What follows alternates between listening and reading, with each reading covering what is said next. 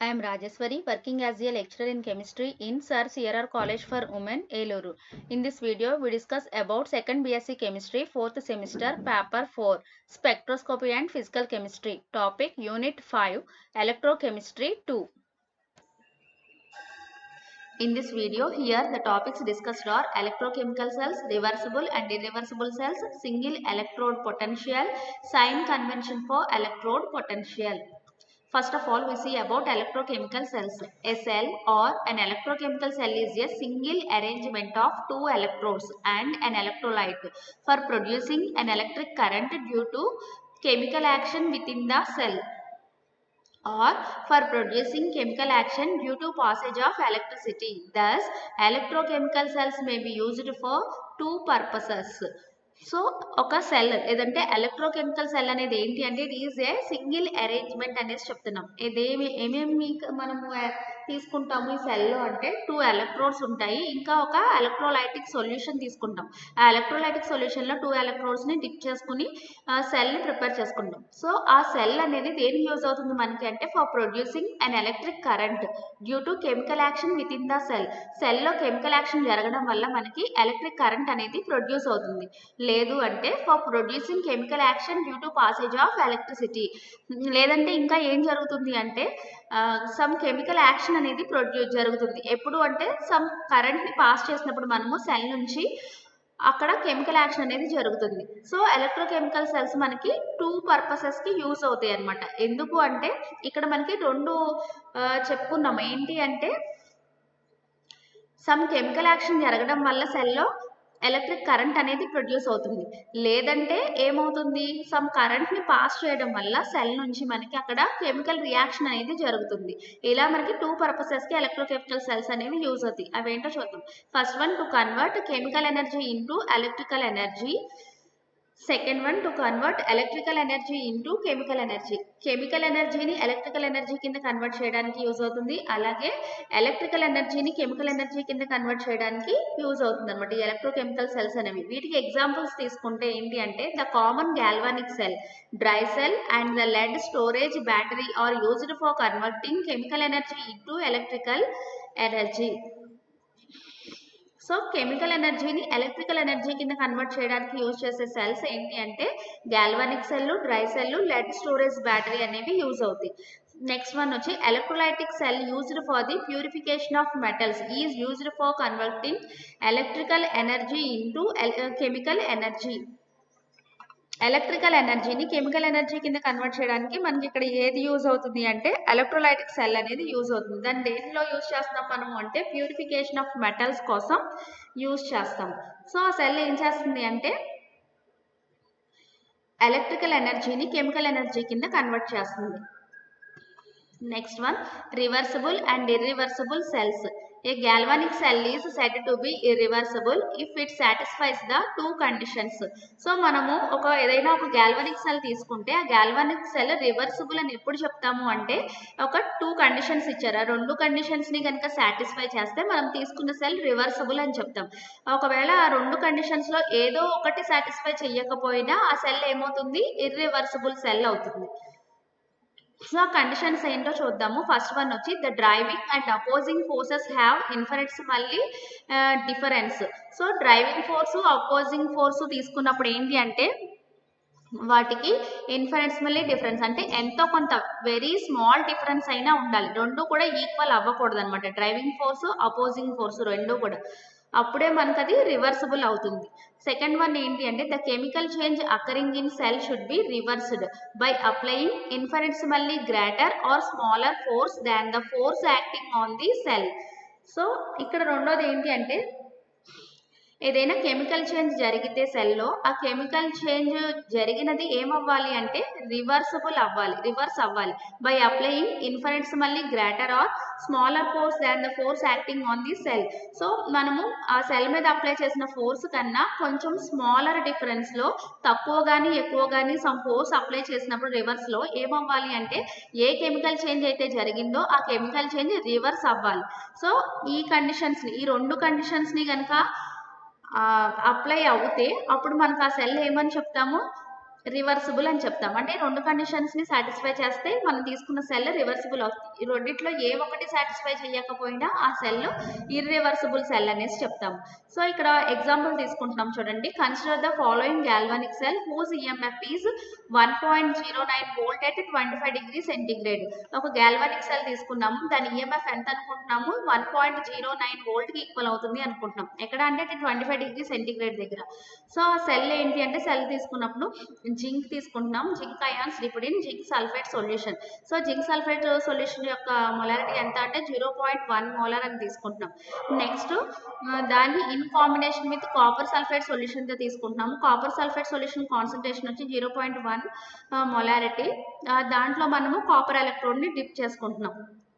అంటే ఇక్కడ zinc in combination with zinc sulphate solution, అలాగే copper electrode in combination with copper sulphate తీసుకుంటాం. ఈ రెండింటిని కంబైన్ చేస్తాం సాల్ట్ బ్రిడ్జ్ తోటి. This is the cell representation. To check whether the above cell is reversible or not, it is connected to an external source of EMF acting in the opposite direction. Thus, the following cases are possible. మనం తీసుకున్న cell రివర్సిబుల్లా కాదా అని check చేయడం కోసం ఏం చేస్తున్నాము అంటే ఆ సెల్ని ఒక ఎక్స్టర్నల్ సోర్స్ ఆఫ్ ఈఎంఎఫ్కి కనెక్ట్ చేస్తున్నాం. Opposite acting in the opposite direction. అంటే ఆ ఈఎంఎఫ్ అనేది మనకి సెల్ డైరెక్షన్ కాకుండా ఆపోజిట్ డైరెక్షన్లో యాక్ట్ చేస్తుంది. అప్పుడు మనకి ఈ ఫాలోయింగ్ కేసెస్ అనేవి అరైజ్ అవుతాయి. అవి ఏంటి అంటే కేస్ 1 తీసుకుంటే if the external opposing EMF is exactly equal to 1.09 volt, then no chemical reaction takes place in the cell, that is no current flows through the cell.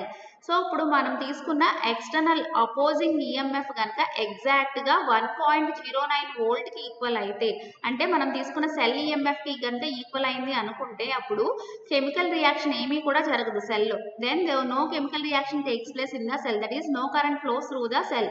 So మనం apply చేసే opposing EMF ఎగ్జాక్ట్గా cell ఈఎంఎఫ్కి ఈక్వల్గా ఉన్నట్టు తీసుకుంటే, that is 1.09 volt అని తీసుకుంటే ఏమవుతుంది అంటే మనకు అక్కడ సెల్లో కెమికల్ రియాక్షన్ ఏమీ జరగదు.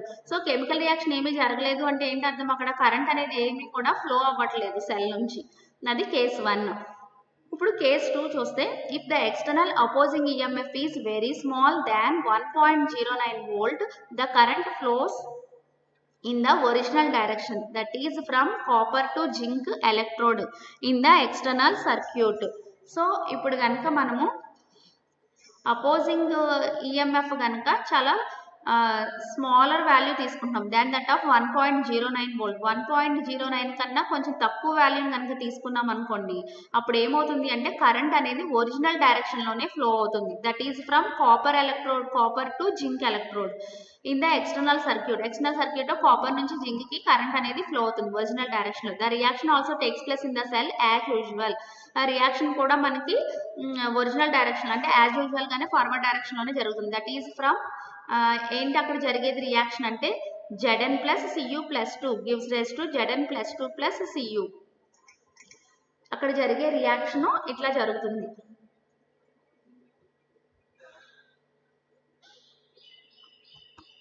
Next case 3. If the external opposing EMF is infinitesimally greater than 1.09 volt, the current flows in the opposite direction, that is from zinc to copper electrode in the external circuit. So ఒకవేళ మనం apply చేసే external EMF కనుక opposing force cell EMF cell EMF ఎంత అనుకుంటాం 1.09 volt కన్నా కొంచెం ఎక్కువగా ఉన్నట్టు తీసుకున్నాం అనుకోండి, అప్పుడు కరెంట్ ఎలా ఫ్లో అవుతుంది అంటే ఆపోజిట్ డైరెక్షన్లో ఫ్లో అవుతుంది. అంటే మనకి ఎక్కడి నుంచి ఎక్కడికి ఫ్లో అవుతుంది? జింక్ నుంచి కాపర్కి ఫ్లో అవుతుంది, కాపర్ ఎలక్ట్రోడ్ కింద ఎక్స్టర్నల్ సర్క్యూట్లో. ఇందాక స్మాలర్ తీసుకుంటే ఒరిజినల్ డైరెక్షన్లో ఫ్లో అయింది, కాపర్ నుంచి జింక్కి ఫ్లో అయింది. ఇప్పుడు ఈ కేసులో ఏంటి అంటే అపోజిట్ ఈఎంఎఫ్ అనేది సెల్ ఈఎంఎఫ్ కంటే కొంచెం ఎక్కువ ఉన్నది అని తీసుకున్నాం అనుకోండి, అప్పుడు ఏమవుతుంది అంటే కరెంట్ అనేది ఆపోజిట్ డైరెక్షన్లో ఫ్లో అవుతుంది. అంటే జింక్ నుంచి కాపర్కి ఫ్లో అవుతుంది ఎక్స్టర్నల్ సర్క్యూట్లో. The reaction taking place in the cell is also reversed. So reaction కూడా ఇక్కడ రివర్స్లో జరుగుతుంది. అదేంటి అంటే Cu plus Zn plus 2 gives rise to Cu plus 2 plus Zn. Thus, in this case, both two conditions are satisfied. Hence, it is a reversible cell.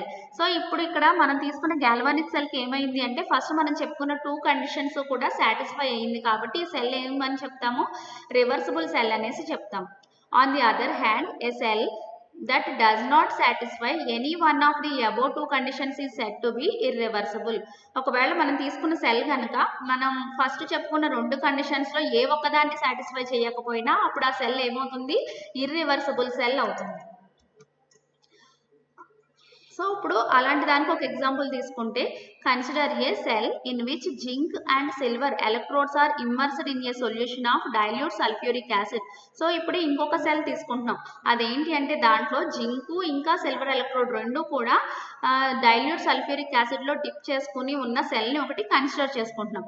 When the two electrodes are connected by a wire, zinc starts dissolving to give H2 gas at copper electrode. So రెండు electrodes ని ఒక wire తోటి connect చేసుకున్నాము అనుకోండి, అప్పుడు ఏం జరుగుతుంది అంటే జింక్ అనేది డిజాల్వ్ అవడం స్టార్ట్ అవుతుంది. H2SO4 లో డిజాల్వ్ అవడం స్టార్ట్ అయ్యి మనకి ఏం ప్రొడ్యూస్ చేస్తుంది, హైడ్రోజన్ గ్యాస్ ఇస్తుంది అనమాట. ఎక్కడ అంటే కాపర్ ఎలక్ట్రోడ్ దగ్గర ఇస్తుంది. సో అక్కడ రియాక్షన్స్ తీసుకుంటే ఏంటి అంటే Zn gives rise to Zn+2 + 2 electrons. Zinc dissolve అవుతుంది అంటున్నాం కదా, జింక్ మెటల్ జింక్ అయాన్స్ కింద కన్వర్ట్ అవుతుంది. Zn+2 + 2 electrons. నెక్స్ట్ మనకి 2H++ 2 electrons gives rise to H2. H2SO4 లో ఉన్న H+ అయాన్స్ జింక్ నుంచి వచ్చిన ఎలక్ట్రాన్స్ ని గెయిన్ చేసుకుని మనకి ఎలా కన్వర్ట్ అవుతాయి, H2 గ్యాస్ కింద కన్వర్ట్ అవుతాయి. సో అది ఎక్కడ అంటే at silver electrode.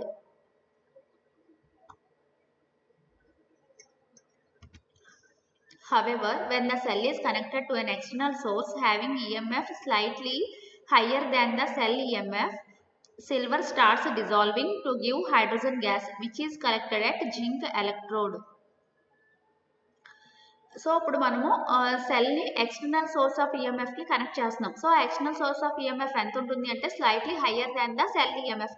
Cell EMF కన్నా కూడా కొంచెం ఎక్కువగా ఉన్నట్టు తీసుకున్నాం అనుకోండి, అప్పుడు ఏమవుతుంది అంటే సిల్వర్ అనేది డిజాల్వ్ అవడం స్టార్ట్ అయ్యి హైడ్రోజన్ గ్యాస్ ఇస్తుంది.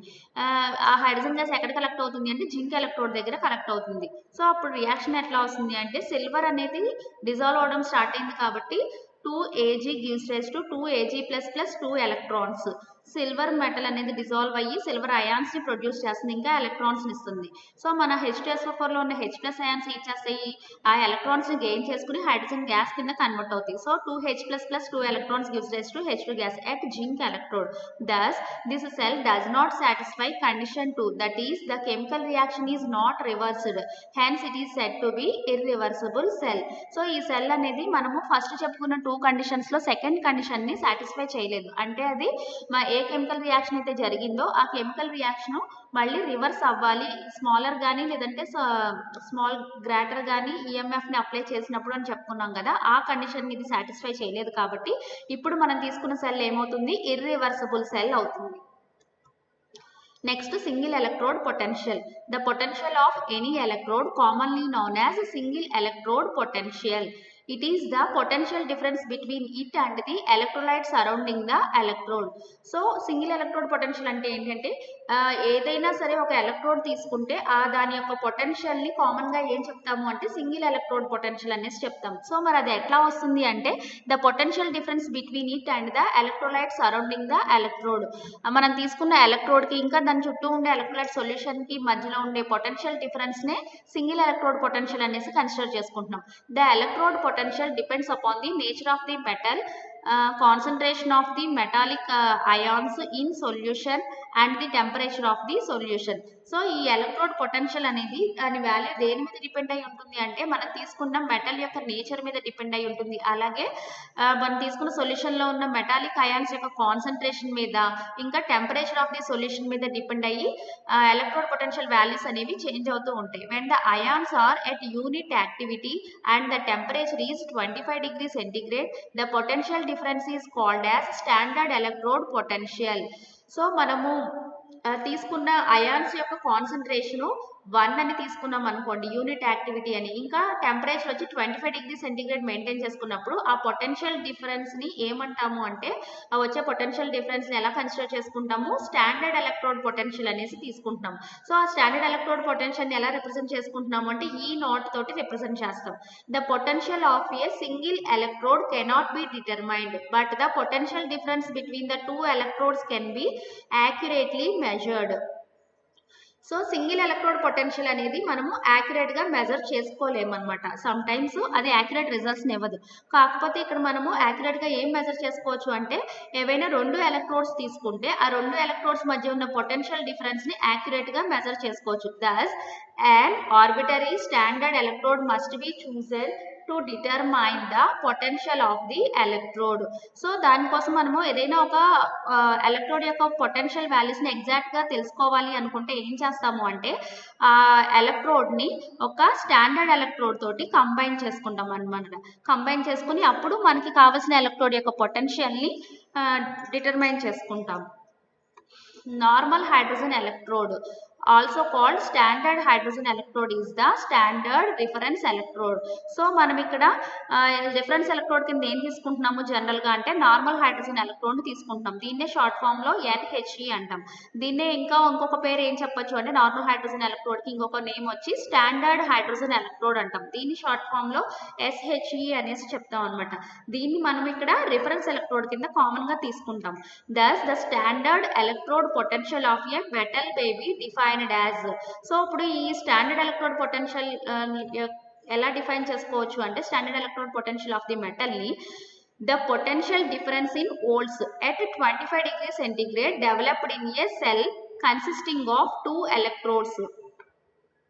The pure metal in contact with a molar solution of one of its ions and the normal hydrogen electrode. So ఇప్పుడు దీన్ని ఎలా డిఫైన్ చేసుకుంటున్నాము స్టాండర్డ్ ఎలక్ట్రోడ్ పొటెన్షియల్ ని అంటే potential difference in volts at 25 degree centigrade developed in a cell. ఒక cell consider చేసుకున్నప్పుడు ఆ సెల్ని 25 degree centigrade దగ్గర తీసుకుంటాము. ఆ సెల్లో ప్రొడ్యూస్ అయ్యే పొటెన్షియల్ డిఫరెన్స్ని మనము స్టాండర్డ్ ఎలక్ట్రోడ్ పొటెన్షియల్ అనేసి చెప్తున్నాము. సో ఆ సెల్ ఎలా తీసుకుంటున్నాము అంటే ఆ సెల్లో 2 ఎలక్ట్రోడ్స్ ఉంటాయి అనమాట, కన్సిస్టింగ్ ఆఫ్ 2 ఎలక్ట్రోడ్స్. ఇంకా the pure metal in contact with a molar solution of one of its ion.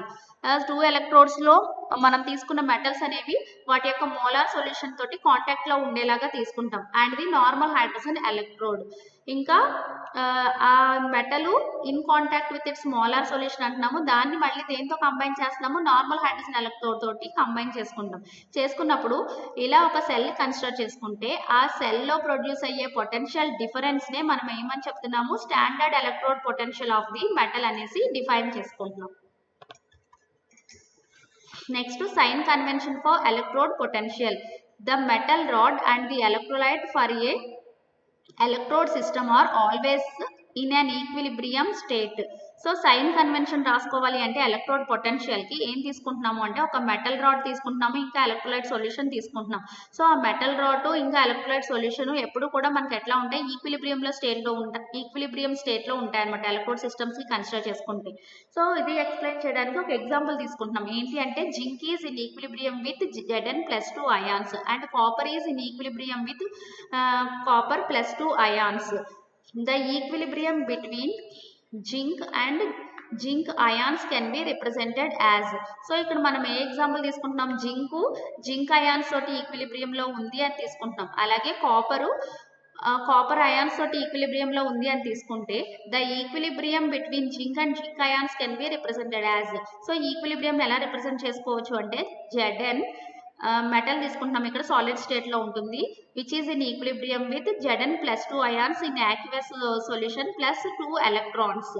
అంటే జింక్ మెటల్ అనేది జింక్ అయాన్స్ తోటి ఈక్విలిబ్రియంలో ఉంటుంది Zn+2 + 2 electrons తో. In this forward reaction is the oxidation reaction and the reverse reaction is the reduction reaction. So ఈ reaction లో forward reaction తీసుకుంటే అంటే ఏంటది Zn gives rise to Zn+2 + 2 electrons అనేది ఏంటి అంటే ఆక్సిడేషన్ రియాక్షన్ అన్నమాట. మనకి ఆల్రెడీ ఆక్సిడేషన్ డెఫినేషన్స్ నుంచి తెలుసు ఏంటి అంటే లాస్ ఆఫ్ ఎలక్ట్రాన్స్ అయితే అది ఆక్సిడేషన్ జరుగుతుంది అంటున్నాం. సో ఇక్కడ ఏమవుతుంది ఫార్వర్డ్ రియాక్షన్లో ఎలక్ట్రాన్స్ లాస్ అయినాయి కాబట్టి ఇది ఆక్సిడేషన్ అవుతుంది.